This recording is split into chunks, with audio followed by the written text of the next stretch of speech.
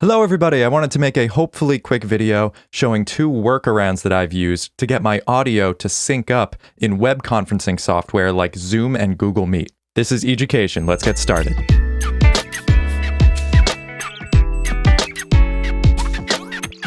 I primarily use OBS if I'm going to be streaming something to Facebook or YouTube, so I can use the audio settings to delay my audio as needed. This is wonderful because I can get my mix exactly as I want on my mixing board and then just capture it straight off the USB. However, I ran into a situation where I was running sound for an awesome local music group, and they had the idea of creating private showings using Zoom. Using OBS and some cheap capture cards, I was able to create a 3-camera multicam setup and then use the OBS webcam utility to get the video into Zoom.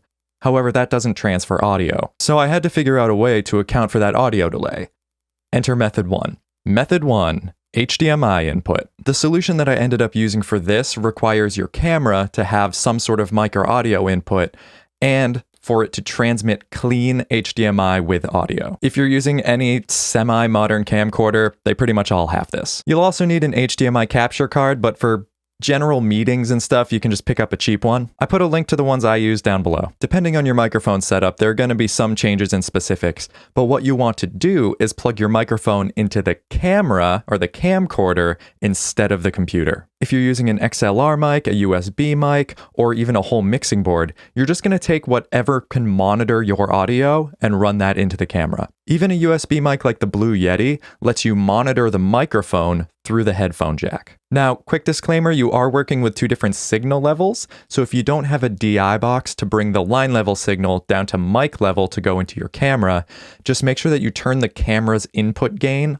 all the way down and then turn your headphone volume all the way down and ease it in slowly so that you don't sort of blow out the preamps in your camera. It's not the best to do it that way, but it's better than nothing. After your microphone is running into the camera and your camera is plugged into the HDMI capture card, you can actually select the HDMI capture card for both the video and audio, and it'll be coming in at the same time, so it'll be synced up. Now, what if you don't have a mic jack or your camera doesn't have clean HDMI? My T6i has a mic input, but it doesn't transfer audio over HDMI or USB when using something like the EOS webcam utility. Here was the workaround that I used while using my DSLR for the first week of back-to-school meetings. Method 2, all in the box. This one is largely software-based, so here's what you need. Your camera, whatever it is. Your mic, whatever it is. Any DAW or audio processor that has an audio track delay. I'm using Reaper since it's not that processor heavy.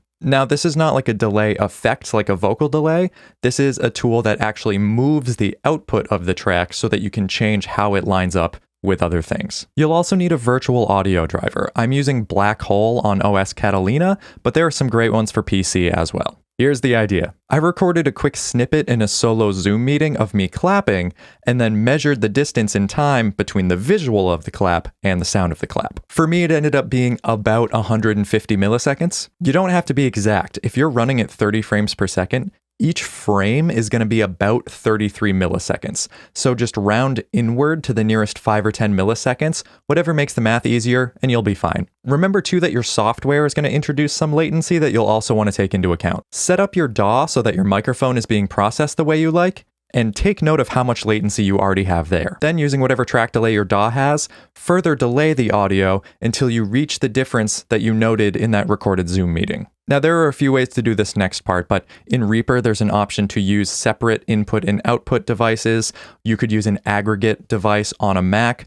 Either way, you want to monitor that signal, that delayed audio signal, to the virtual sound device. Finally, in Zoom or Google Meet, you want to select the virtual sound device as your microphone input, and voila, your audio synced up. Both of these methods are fantastic for things outside of meetings as well. I generally record my audio straight into the camera when I'm making videos, so method 1 is really just an extension of that. If you're recording a podcast or an interview through Zoom, recording your own audio as a separate track can help to give it that extra layer of polish. Method 2 is fantastic for this in the sense that you're already running your microphone into your DAW to delay it, so you can just click record and kill two birds with one stone. I hope you found these techniques useful, and don't be afraid to get creative with them. As always, leave any questions in the comments below and I will do my best to answer them. Don't forget to hit that like button and subscribe. Thank you for stopping by and I will see you next time.